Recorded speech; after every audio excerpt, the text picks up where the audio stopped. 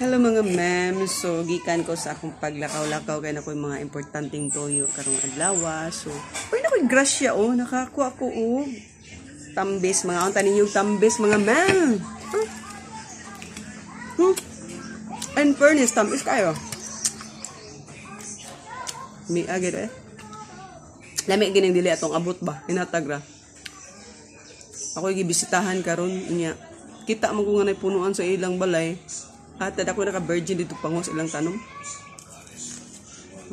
Parang nala ka simple mga mem. Pag natay ba, mas turya kita, di ba? Kita maulo. Daka magbunga ilang tambis.